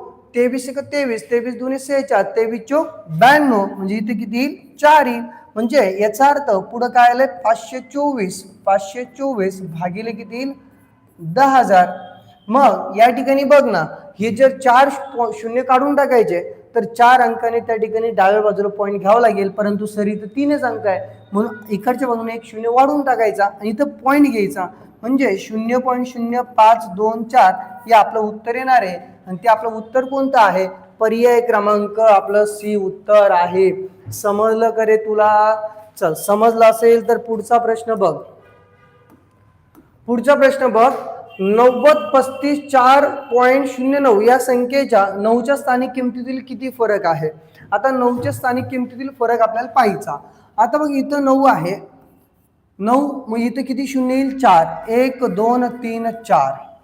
इथं बघ या ठिकाणी 9 आहे, म्हणजे इथं शून्य घेऊन पॉईंट घ्यावा लागेल, कारण पॉईंटच्या इकडची संख्या आहे. मग इथं शून्याच्या जागेवर शून्यच घ्यावं लागेल. इथं 9 येईल, इथं पॉईंट घे, इथं शून्य घे. फरक काढायचा आहे तुला. फरक म्हणजे वजाबाकी असतो. मग बघ शून्यातून 9 जात नाही, मग इथं आपण हातचं घेणार. 10तून 9 गेले, उरले 1 उरला. आता बघ इथं काय उरलं? 9. मग इथे येईल 9. पॉईंट जसं तसा इथं उरलं 9, इथं उरलं 9, इथं उरलं 9, इथं उरलं 9, इथं उरलं 8च, कारण एक हातचा आपण पुढे दिलाय. मग इथे घे 8,999.9 पर्याय क्रमांक डी. एवढं सोपं तुझं उत्तर आहे. समजलं तुला? चल आता पुढे जाऊयात. 131 भागिले 1000 म्हणजे दशांश अपूर्णांकात किती? सोपा आहे. 131 भागिले 1000 ना, 3 शून्य काढायचे, म्हणजे या ठिकाणी उजवीकडून डावीकडे काय करायचं? 3 अंकाने पॉईंट द्यायचा. म्हणजे इथं अब्बक दुब्बक तिब्बक 3 पॉईंट इथं पॉईंट येईल, म्हणजे 3 अंकाने पॉईंट इथं येईल. 0.131. पर्याय क्रमांक तुझं 1 उत्तर आहे. आता पुढं बघ रे सोन्या, पुढं बघ. 5.1/25. 5.1/25 म्हणजे किती रे? तर बघ 5.1/25 ला जर आपल्याला त्या ठिकाणी दशांश अपूर्णांकात लिहायचं तर या ठिकाणी काय होतं, 25 5 125 अधिक 1 भागिले 25 केल्या जातं रे. आणि बघ 125 आणि 1 जर केलं तर 126 होतं. 126 भागिले 25, मग 25 1 25, 25 5 125. उरलं किती रे? 1 उरलं. मग इथे काय करणार आहे, 1 ला 25 ने भाग जात नाही, पॉईंट घेणार म्हणजे इथे 0 घेता येतो. मग 10 ला पण भाग जात नाही म्हणून इथं पण 0 घे म्हणजे इथं 0 घेता येतो. 25 चोक 100 म्हणजे आपलं उत्तर येतं 5.04 म्हणजे पर्याय क्रमांक आपलं 1 उत्तर येतं आहे. चल आता जाऊया पुढं. खूप कामं आहे मला. 1/10 अधिक 1/50 अधिक 1/100 अधिक 1/500. आता बघ या सगळ्यामध्ये काय आहे, 10 50 100 500 हे छेद आहेत. मग छेद त्या ठिकाणी सारखे नसतील तर सारखे करून घे. मग मी तुला सांगितलं आहे छेद समान करून घेण्यासाठी लसावी काढायची. मग 10 50 100 आणि 500 या सगळ्यांचा लसावी आपल्याला काढावा लागेल. याचा लसावी तसा 500च येतो कारण सगळ्यात मोठी संख्या 500 आहे आणि या सगळ्या संख्येने 500 ला भाग जातो म्हणून लसावी तोच पकडावा. तरी सुद्धा तुला समजून सांगण्यासाठी मी लसावी काढून देतो. इथं जर आपण 10 ने भाग दिला तर 10 1 10, 10 5 50, 10 10 100 आणि इथे येईल 50. पुढे बघ या सगळ्यांना 5 ने भाग जातो. 5 1 5, 5 2 10, 5 10 50. या सगळ्यांना 2 ने भाग जातो. बे 1 बे, इथं उरले 5 आणि याला पुन्हा 5 ने भाग जातो. मग बघ 10 5 50, 50 2 100, 100 5 500. याचा अर्थ लसावी किती आलाय, 500 आलाय म्हणून 500 खाली घेणार. मग 10 ला कोणत्या संख्येने गुणलं म्हणजे 500 येतं रे, तर 50 ने. मग वरती पण 50 ने गुणव म्हणजे इथे येईल 50 1 50. इथं 50 ला आपण 10 ने जर गुणलं तर वरती आपल्याला 10 ने गुणावं लागेल म्हणजे उत्तर त्या ठिकाणी 500 येतं. इथं वरती येईल 10. इथं बघ 100 गुणिले जर 5 केलं तर 500 येतं म्हणजे 1 गुणिले 5 कर म्हणजे इथे येईल 5. 500 गुणिले त्या ठिकाणी काय येईल, इथं 1 येईल. ठीक आहे, म्हणून आपलं उत्तर काय येणार आहे, 50 अधिक 10 अधिक 5 अधिक 1 म्हणजे उत्तर काय येत आहे रे. बघ या सगळ्यांची बेरीज 50 आणि 10 60 होतील, 60 आणि 5 65 होतील, 1 66 होतील. 66 भागिले 500 आपलं उत्तर आहे. मग या पर्याय क्रमांकामध्ये आपल्याला 66 भागिले 500 नाहीये म्हणून 66 ला आणि 500 ला काय कर, पुन्हा 2 ने भाग दे. बघ 2 3 6, बे 2 4, 1 उरला, बे 5 10, 0 जशाच्या तसा 33 भागिले 250. पर्याय क्रमांक आपलं 1 उत्तर आहे. समजून घे. आता पुढचा प्रश्न तुला बघायचा आहे. 2 गुणिले 2 गुणिले भागिले 2 वजा 5. ठीक आहे, 5 मिनिटात सगळं काम झालं पाहिजे. बघ 2 गुणिले 2 गुणिले 2 भागिले 2 वजा 5. मग या ठिकाणी बघ आपल्या काय करावं लागेल, अगोदर भागाकार करावं लागेल कारण कंच भागोबेनुसार तुला शिकवलं असणार आहे. मग बघ 2 गुणिले 2 गुणिले 2. आता बघ या ठिकाणी बघ या दोघांचा जर भागाकार केला तर उत्तर येतं 1 वजा 5 इथं उत्तर येईल. बे 2 4, 4 1 4, इथे येईल 5. मग 4तून 5 जात नाही, 5तून 4 काढ, मोठ्या संख्येत चिन्ह त्या ठिकाणी वजा आहे म्हणून पर्याय क्रमांक आपलं उत्तर येणार आहे बी. पुढचा प्रश्न बघ, आपलं 34 ग्रॅम म्हणजे किती मिलीग्रॅम. मग तुला काय करावं लागेल माहिती का, ही एक लाईन आहे ती पाठ करावं लागेल. बघ मिलीग्राम, सेंटीग्राम, त्यानंतर डेसिग्राम, त्यानंतर ग्राम, त्यानंतर डेकाग्राम, त्यानंतर हेक्टोग्राम आणि त्यानंतर किलोग्राम. इथं जसं ग्राम एकक घेतलं तसं तू मीटर पण घेऊ शकतो, लिटर पण घेऊ शकतो. ठीक आहे, हवं तर मी याच्यावरती लिहून देतो. मिली, सेंटी, डेसी, त्यानंतर ग्राम, त्यानंतर डेका, त्यानंतर हेक्टो, त्यानंतर किलो. हे तू पाठ करून घे, ही सिरियल पाठ करून घे. मिली, सेंटी, डेसी, ग्राम, डेका, हेक्टो, किलो हे पाठ करून घे. हे तुला प्रत्येक ठिकाणी कामात येईल. आता बघ आपल्याला 34 ग्राम दिला आहे आणि तुला मिलीग्राम मध्ये करायचं आहे, आमची इथं करायचं आहे. मग बघ, उजव्या बाजूकडून डाव्या बाजूकडे आपण जेव्हा येतो तेव्हा त्या ठिकाणी काय करायचं मित्रांनो, गुणाकार करायचा. इकडून इकडे येतो तेव्हा गुणाकार करायचा. लहान एककाकडून मोठ्या एककाकडे जातो तेव्हा त्या ठिकाणी भागाकार करायचा. लक्षात दे. मग आपण आता मोठ्याकडून लहान्याकडे जातोय म्हणून गुणाकार करणार. गुणाकार कशाने करायचा बघ, किती घर आहे रे, 1 2 3 घरं आहेत. किती आहेत, 3 घरं आहे म्हणून 3 शून्य. एकावर काय करायचे, 3 शून्य ठेवायचे. मग 34 गुणिले एकावर 3 शून्य ठेवू ना, 34 एक 34 आणि 3 शून्य जसेच्या तसे आहे, म्हणजे 34,000 आपलं उत्तर आहे, पर्याय क्रमांक 1. समजलं असेल तर लाईक करायचं आहे. चल, 27 मीटर दोरीचे 27 मीटर दोरीचे 4.5 मीटर लांबीचे किती तुकडे होतील? मग काय कर रे, 27 ला त्या ठिकाणी 4.5 ने भाग दे. मग सर आम्हाला 27 ला 4.5 ने भाग देता नाही येत, ताण घेऊ नको, मी आहे ना. मग काय करायचं बघ, या ठिकाणी हा जो पॉईंट आहे हा पॉईंट 1 ने पुढे सरकवायचा, म्हणजे खाली काय उरेल 45 आणि वरती त्या ठिकाणी काय कर, एक शून्य दे, कारण आपण एक संख्येने काय केला, एक अंकाने पॉईंट पुढे घेतला आहे. आता बघ या दोघांना तुला 9 ने भाग देतो बघ. 9 1 9, 9 5 45, 9 त्रिक 27, 5 1 5, 5 6 30. म्हणजे उत्तर काय येत आहे तुझं, 6 येत आहे. उत्तर काय येत आहे, 6 येत आहे. ताण घेऊ नको. आता पुढचा प्रश्न बघ.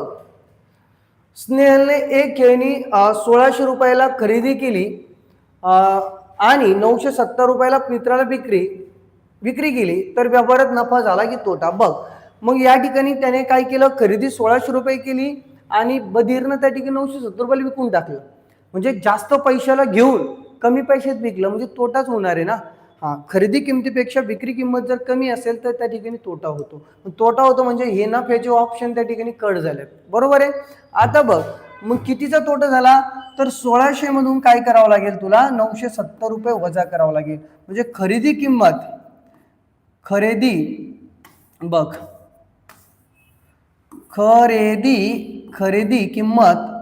वजा विक्री किंमत जर केली तर तुला त्या ठिकाणी काय भेटतं, तोटा भेटतो. 0 0तून 0 गेला 0, 10तून 7 गेले 3 उरतील, इथं उरले किती तुझे 5, 15तून 9 गेले 6 उरतील, म्हणजे 630 रुपये भाऊचा तोटा झालाय. भाऊ गोत्यात आलाय. भाऊला आता त्या ठिकाणी पप्पाचा मार भेटणार, रिकामी धंदे करतोय भाऊ. बघा, एका दुकानदाराने 15,000 रुपये प्रति दराने 4 फ्रीज खरेदी केले. बघ, किती फ्रीज खरेदी केले त्याने, 15,000 रुपये या दराने 4 फ्रीज खरेदी केले. किती फ्रीज केले खरेदी, 4 फ्रीज. आता बघ, 15 चोक त्या ठिकाणी किती येणार आहे, 15 चोक 60 येईल, म्हणजे या ठिकाणी किती झालं, 60,000. 15 चोक किती होईल, 60,000. आणि त्यास आणण्यासाठी त्याचा वाहतूक खर्च 2,500 रुपये झाला. म्हणजे या ठिकाणी वाहतूक खर्च सुद्धा तुला इथं पकडावा लागेल, तो झाला 2,500 रुपये. मग 0 0 इथे येईल किती, 5, इथे येईल 2, इथे येईल 62. म्हणजे त्याने खरेदी केलं आणि त्याने त्या ठिकाणी वाहतूक त्या ठिकाणी आहे, म्हणजे वाहतुकीचा खर्च पण त्याच्याकडेच पकडावा लागेल ना. म्हणजे त्याचं एकूण मित्रांनो इन्व्हेस्टमेंट किती झाली, म्हणजे त्याने त्या ठिकाणी एकूण पैसे किती खर्च केला, 62,500. आणि सर्व फ्रीज त्याने 80,000 रुपयाला विकून टाकले. विकले कितीला, मग 80,000 रुपयाला विकले. तर बघ, 80,000 त्या ठिकाणी त्याची विक्री किंमत झाली. मग विक्री किंमत मोठी आहे ना, विक्री किंमत जर मोठी असेल तर खरेदी किंमत त्या ठिकाणी लहान असेल तर त्या ठिकाणी फायदा होतो. काय होतो, फायदा होतो. म्हणजे याचा अर्थ बघ, विक्री किंमत 80,000 आहे, त्यातून 62,500 जर वजा केले तर त्याला त्या ठिकाणी नफा झालेला आपल्याला कळतो. मग बघ, इथं 0तून 0 गेला 0, 0तून 0 गेला 0, 0तून 5 जात नाही, 10तून 5 गेले, उरले 5. इथं त्या ठिकाणी किती उरले, 9, 9तून 2 गेले 7, इथं उरला 7, 7तून 6 गेला 1, 17,500 रुपयाचा भाऊला त्या ठिकाणी नफा आहे. समजतंय. इकडं तिकडं आता जायचं नाही, व्यवस्थित त्या ठिकाणी लेक्चर बघायचं. आता पुढं बघ रे,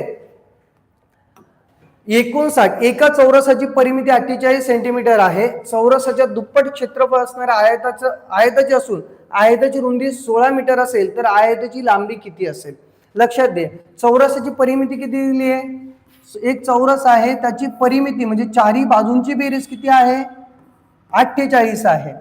याचा अर्थ काय होतो, याचा अर्थ एका बाजूची बेरीज किती, एका बाजूची लांबी किती, तर 48 भागिले 4 कर, 4 1 4, 4 2 8, याचा अर्थ 12 हे 12 हे 12 आणि हे 12 सगळ्यांची बेरीज 48 होते.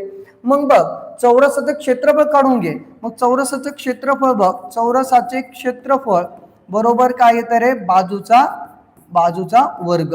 मग बाजूचा वर्ग किती आहे, म्हणजे 12चा वर्ग, म्हणजे किती आला, 12चा वर्ग म्हणजे 12 या संख्येचा वर्ग. हा इथे किती 144. आता बघ 144 आला. आपल्याला दुसरी अट काय सांगितलंय, चौरसाच्या दुप्पट क्षेत्रफळ असणार आयताच्या असून म्हणजे आयताचं क्षेत्रफळ जे आहे ते चौरसाच्या दुप्पट आहे. म्हणजे दिलेल्या अटीनुसार आयताचे क्षेत्रफळ किती, आयताचे क्षेत्रफळ बरोबर चौरसाचे क्षेत्रफळ गुणिले 2. म्हणजे चौरसाचे क्षेत्रफळ 144 गुणिले 2 म्हणजे किती झालं, 288. आता बघ इथं आयताचे क्षेत्रफळाचं सूत्र इथं घे. काय तर आहे, लांबी गुणिले रुंदी. मग आयताचे क्षेत्रफळ 288 आहे. त्या ठिकाणी लांबी तुला काढायची आहे, रुंदी तुला दिली. मग लांबी जशीच्या तशी घे, रुंदी झाली 16. मग 16 इकडे गुणाकारात इकडे त्यांनी भागाकारात येईल. 288 भागिले 16 समोर उरलाय तुझी लांबी. मग बघ 16 एके 16 एक आलाय, उरले किती रे, मग 12 उरले. 16 8 128 तुझे पाडेपाठ पाहिजे रे. याचा अर्थ काय आहे, लांबी किती असणार आहे, 18 मीटर असणार आहे. पर्याय क्रमांक बी आपलं उत्तर आहे. आता पुढे जाऊयात. काटकोन त्रिकोणात काटकोन सोडून इतर दोन कोण कोणत्या प्रकारचे असतात. भाऊ काटकोन त्रिकोणात काटकोन सोडून इतर दोन त्रिकोण त्या ठिकाणी 90 अंशापेक्षा कमीच असणार आहे. आणि 90 अंशापेक्षा बघा 90 अंशापेक्षा कमी जर असेल, 90 अंशापेक्षा कमी असेल तर तो लघु कोण असतो, आपल्याला माहिती आहे. 90 अंशापेक्षा जर जास्त असेल तर तो विशाल कोण असतो रे. आणि जर 90 अंश असेल बरोबर तर तो काटकोन असतो. मग आपल्याला काय विचारलं, काटकोन त्रिकोणामध्ये जे काटकोन सोडून इतर दोन त्रिकोण असतात, इतर दोन कोण असतात ते कोणते असतात, तर ते 90 पेक्षा कमी असतात, म्हणजे ते लघु कोण असतात. पर्याय क्रमांक त्या ठिकाणी एक उत्तर आहे. अशा पद्धतीने 20चे 20 प्रश्न गणिताचे आपले इथं झालेले आहेत. जे चुका झाल्या आहेत त्या व्यवस्थित समजून घ्यायच्या आहेत. ठीक आहे. आता पुढचा प्रश्न आपण बघणार आहे, जो त्या ठिकाणी खंड 3 भाषा परीक्षांचा आपण बघणार आहे. यामध्ये काय दिलं जातं मित्रांनो, तुला 4 पॅसेज दिले जातात, 4 उतारे दिले जातात. 4 उतार्यावरती प्रत्येकी 5 प्रश्न विचारले जातात. आता तुला त्या ठिकाणी काही उत्तरपत्रिकामध्ये आणि आपल्या तू जे शोधले असेल त्याच्यामध्ये गोंधळ जर दिसला असेल तर तो गोंधळ इथं दूर होणार आहे. त्यामुळे व्यवस्थित लक्ष दे. आता काय करायचं, असा प्रश्न सोडवताना काय करायचं, सुरुवातीला काळजीपूर्वक अगोदर पॅसेज वाचून घ्यायचा. मग आता आपण काळजीपूर्वक पॅसेज वाचून घेऊ. माझ्या सोबत राहा. तिची आई रागून तिचं तोंड पुष्कळ वेळा बंद करते, पण मी मात्र असं करू शकत नाही. गप्प बसलेली मिनी इतकी विचित्र वाटते की मला ते फार वेळ सहन होत नाही, म्हणून माझ्या बरोबर तिच्या गप्पा मोठ्या उत्साहाने चालतात. ठीक आहे. सकाळी मी माझ्या कादंबरीचं 17वं प्रकरण लिहायला सुरुवात करणार, एवढ्यात मिनी येऊन बोलू लागली, बाबा पहारेकरी काकला कावळा म्हणतो, त्याला काहीच कळत नाही होई ना. बघा म्हणजे कादंबरीकार जे आहेत ते त्यांच्या मुलीबद्दल बोलत आहेत. त्यांच्या मुलीबद्दल काय बोलतायत की तिची आई म्हणजे त्यांची बायको जी आहे ती रागावून काय करते, मिनीचं तोंड बंद करते. परंतु मिनी त्या ठिकाणी शांत बसली तर ती विचित्र वाटते, म्हणून मी तिचं तोंड बंद करत नाही, असे तिचे पप्पा म्हणायला लागले. मग एक दिवस ते कादंबरीचं 17वं प्रकरण लिहायला सुरुवात करत होते, तेव्हा मिनी येऊन त्यांना सांगायला लागली की पहारेकरी काय म्हणायला लागला, काकला कावळा म्हणतो आहे आणि त्याला काहीच कळत नाही होई ना, असं तिच्या पप्पाला म्हणते. जगातील भाषांच्या वेगळेपणाबद्दल मी तिला सांगणार, तेवढं ती दुसरं काहीतरी सांगू लागली. म्हणजे लेखक तिला काय बद्दल सांगणार होते, भाषांच्या वेगळेपणाबद्दल सांगणार होते. तर तेवढ्यात ती काहीतरी त्यांना सांगू लागली. ती म्हणू लागली, बाबा भोला सांगत होता की आकाशात हत्ती सोन्याने पाणी घालतो म्हणून पाऊस पडतो. बाई ग, भोला किती खुळ्यासारखा बोलतो, नुसता बडबड करतो, दिवस रात्र बडबडत असतो वेडा. बघ म्हणजे त्या ठिकाणी अशा पद्धती पॅसेज आहे, याच्यावरती आपल्याला उत्तर शोधायचे आहे. मिनीच्या मते मिनीच्या मते कोण बडबड्या आहे, मिनीच्या मते कोण बडबड्या आहे असा आपल्याला प्रश्न आहे. मग याचं उत्तर आपल्याला शोधायचं आहे मागच्या पॅसेजमध्ये. बघ, मग नुसतं बडबडत असतो. कोण बडबड असतो? भोला. भोला किती खुळ्यासारखं बोलतो, नुसता बडबड करतो, दिवस रात्र बडबडत असतो. हे उत्तर तू केलं असणार आहे, ते अगदी बरोबर आहे. परंतु पाठीमाग त्या ठिकाणी पहारेकरी दिसतंय ना, तर भोला हा पहारेकरीच आहे. भोला हा पहारेकरीच आहे, त्यामुळे आपल्याला त्या ठिकाणी पहारेकरी उत्तर दिलेलं आहे. त्यामुळे तू जर भोला केला असेल तरी काही हरकत नाही, तुला त्याचे गुण भेटून जातील. आता बघ, लेखकाला आपल्या मुलीला वेगळेपणाबद्दल सांगायचे होते. मग वेगळेपणाबद्दल काय सांगायचे होते? मग वेगळेपणाबद्दल असा शब्द आपण या ठिकाणी वाचला होता बघा. जगातील भाषांच्या वेगळेपणाबद्दल मी तिला सांगणार. याचा अर्थ लेखक तिला भाषेबद्दल सांगणार होते. याचा अर्थ आपलं उत्तर काय येतं रे? तिच्या बोलण्याच्या, तिच्या पेहराव्याच्या, विविध भाषेबद्दल ती सांगणार, म्हणजे लेखक सांगणार होते. म्हणून पर्याय क्रमांक आपलं सी येत आहे. ठीक आहे. मागच्या आणि इथं तफावत तुला जर दिसत असेल तर इथले उत्तर योग्य आहे ते समजून घे. हे उत्तर योग्य आहे. त्यानंतर बघ, लेखक असावेत. मग ते जे लेखक होते ते काय होते? वैज्ञानिक, कथाकार, कादंबरीकार की कवी? इथं कवी झालंय, ते कवी आहे. बघ, इथं आपल्याला सरळ दिलं आहे की मी माझ्या कादंबरीचं 17वं प्रकरण लिहायला सुरुवात केली. म्हणजे ते कादंबरीकार होते, कारण ते कादंबरी लिहित होते. म्हणून आपलं पर्याय क्रमांक कोणतं येईल रे? पर्याय क्रमांक आपलं सी उत्तर येईल. बघ, सी उत्तर येईल. त्यानंतर बघ, मीनाच्या बोलण्यावर अंकुश आणत. मीनाच्या बोलण्यावर अंकुश आणत. कोण मीनाच्या बोलण्यावर अंकुश आणत होतं? तर मीनाच्या बोलण्यावरती अंकुश आणणारे कोण आहे रे? तिच्या आई रागून तिचं तोंड पुष्कळ वेळा बंद करते याचा अर्थ अंकुश आणणे, शांत करणे. म्हणून पर्याय क्रमांक कोणतं उत्तर येणार आहे आपलं? कोणतं येणार आहे रे? पर्याय क्रमांक आपलं 1 नंबरचं उत्तर येईल, आई. मीनाच्या मते भोला बेडा आहे, कारण तो काकला कावळा असं म्हणतो. विनाकारण तो मीनावर सतत ओरडतो. तू तिच्या बरोबर गप्पा मारत नाही. तिने विचारलेल्या प्रश्नांची उत्तरे तो तिला न पटणारी उत्तर देत असतो. तर तिच्या मते तो काकला कावळा म्हणतो, म्हणून तो वेडा आहे, असं आपल्याला त्या ठिकाणी सांगितलं गेलं आहे. म्हणजे लक्षात घ्या मित्रांनो, पहिल्याचं उत्तर त्या ठिकाणी भोला किंवा पहारेकरी दिला असेल तरी तुमचं बरोबर आहे, कारण पहारेकऱ्याचंच नाव भोला आहे. त्यानंतर दुसरं आहे विविध भाषांचं, तिसरं आहे कादंबरीकार, चौथा आहे आई, आणि त्या ठिकाणी पाचवा आहे ए. ठीक आहे. आजचा एक पॅसेज आपला सोडून झालाय. आता पुढचा पॅसेज आपण बघू. बघा, याला पण शांततेत वाचून घ्यायचं. काय? चांदोबाचे गाणे आजीच्या तोंडून ऐकता ऐकता कुठल्या तरी झाडामागे गुपचूप उभ्या असलेल्या चंद्राकडे आम्ही पाहत असू. पानांच्या जाळीतून चंद्राचे दर्शन होई. थकलेला भागलेला तो चंद्र मी आजीला विचारी, आजी चांदोबा भागला का ग? मग चांदोबा आजीच्या ओळखीचा होता. त्याच्या सगळ्या गोष्टी तिला माहीत असत. आजी सांगायची की भागेल नाही तर काय, भटक्या नुसता आकाशभर फिरत असतो. मी पुढे विचारित असे, आणि आजी निंबुनीच्या झाडामागं तो का ग लपतो, असं लेखक विचारत आहेत आजीला. माझ्या साऱ्या प्रश्नांची मला उत्तरे मिळत, ती उत्तरे मी अजूनही जपून ठेवली आहेत. मग काय सांगते बघा, तेव्हापासून चांदोबा माझा सोबती झाला. तो अजूनपर्यंत त्या वयात, इथं वयात शब्द आहे, वयात एकटा असलो की चांदोबाकडे मी टक लावून पाहत असे. त्यानंतर बघा, माझे मनोगत त्याला सांगत असे. तोही माझ्याशी खूप बोलायचा. निमुनीच्या झाडामागे लपणारा माझा हा दोस्त मला किती जवळचा वाटायचा हे शब्दांनी सांगता येणार नाही. आता आज पॅसेज समजून घेतला. आता व्यवस्थित प्रश्न बघूया. चंद्राकडे लहानपणी लेखक पाहत असत. चंद्र थकलेला असल्यामुळे त्याची गाणी आजीच्या तोंडून ऐकत असताना चंद्राचे भटकणे पाहण्यासाठी निमुनीच्या झाडाची आठवण येता क्षणी. तर चंद्र थकलेल्या असल्यामुळे त्या ठिकाणी चंद्राकडे लहानपणी लेखक पाहत असत. पर्याय क्रमांक 1 आपण आत्ताच वाचलं. चांदोबा संदर्भातील सर्व प्रश्न उत्तरे असणारी कोण आहे रे? तर त्याची आजी आहे. आजी आहे, लक्षात घे. पर्याय क्रमांक 3 उत्तर आहे. लहानपणी मिळालेल्या उत्तरांना लेखकाने काय केलंय? तिलांजली दिली, फोडून टाकले, पडताळून पाहिले. तर आपण आत्ताच बघितलं, लेखकाने ते जपून ठेवलेले आहेत. त्यानंतर बघ, सोबती याचा अर्थ काय होतो? सोबती याचा अर्थ काय होतो रे? वाटाड्या, सखा, सवंगडी की मित्र. मग सवंगडी, मित्र, सखा हे समानार्थी शब्द आहेत. कोणाचे रे? सोबतीचे. परंतु वाटाड्या या शब्दाचा अर्थ होतो मार्ग दाखवणारा. ठीक आहे, वाटाड या शब्दाचा अर्थ काय होतो? मार्ग दाखवणारा. म्हणून पर्याय क्रमांक आपलं 1 उत्तर आहे. चल आता पुढचं समजून घे.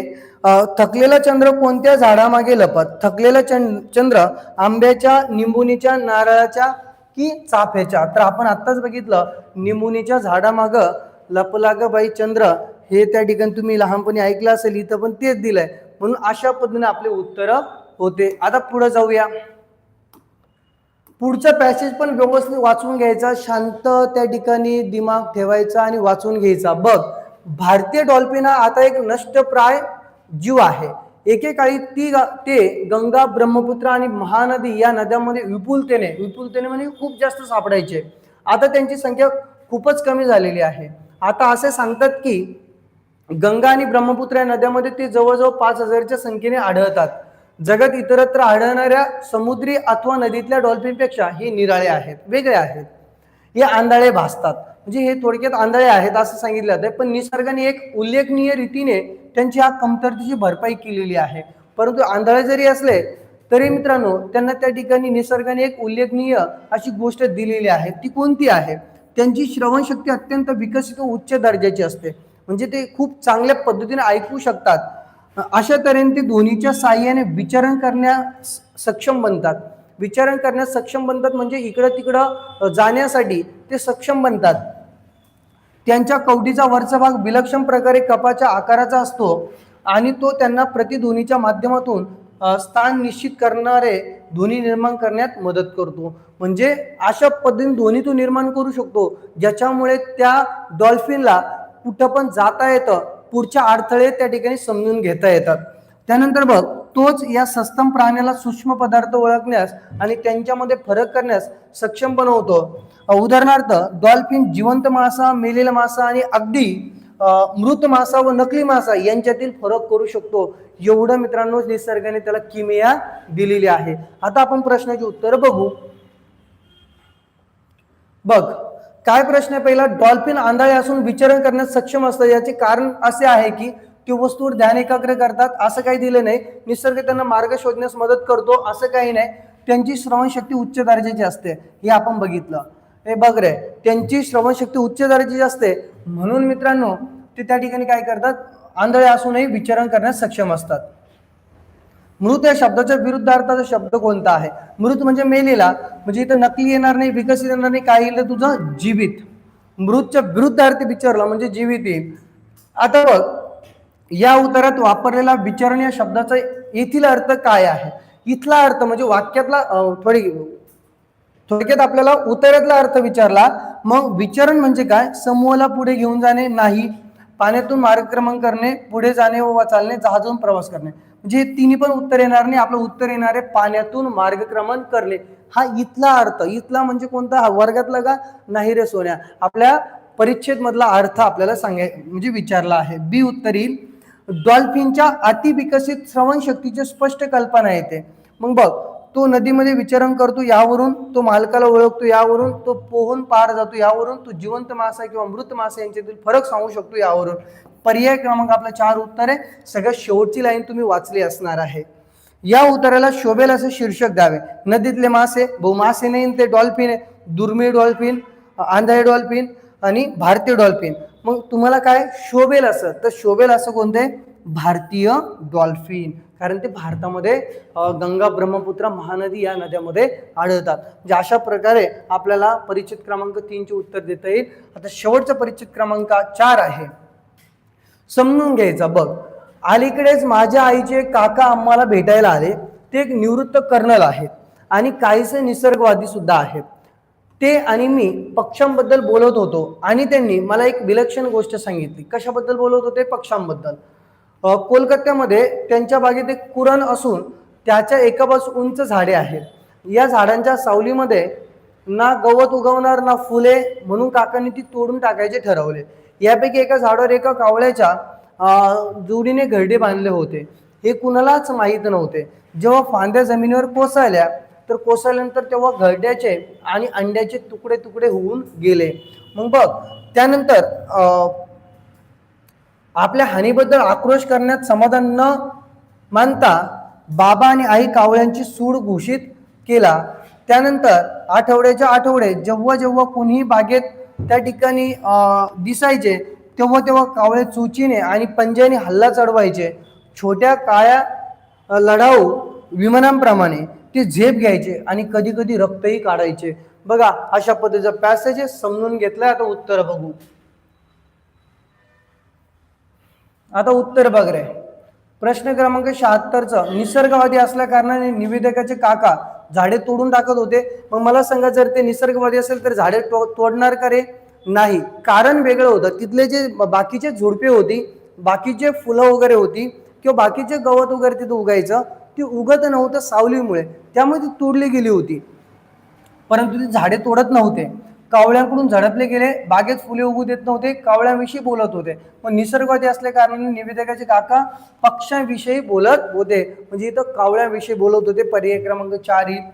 बनवले याचा समानार्थी शब्द उत्तरामधून निवडायचा आहे. मग बनवले म्हणजे तयार केले. मग इथं घरटे बांधले असं आपल्याला त्या ठिकाणी ऑप्शन आहे. बांधले उत्तरी. त्यानंतर काकांनी झाडे तोडायचे ठरवले. कारण काय होतं, झुडपांना वाढवायला पुरेसा सूर्यप्रकाश नव्हता, म्हणून त्यांनी ते त्या ठिकाणी तोडायचे ठरवले. कावळे त्रासदायक होते, ती फारच वाढली होती, किंवा ती निसर्गवादी होते असं काहीच नाही. म्हणजे बघा, कावळे तर त्रासदायक होते असं त्यांच्या डोक्यात, पण त्यांना माहीतच नव्हतं कावळेवरती बसलेले आहेत घरटे करून.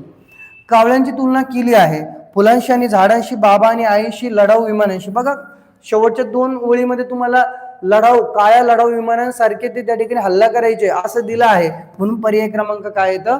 2 येत आहे. त्यानंतर आक्रमण या अर्थाचा उत्तरातील शब्द बघा, शेवटच्या 2 ओळीमध्येच हा शब्द आहे.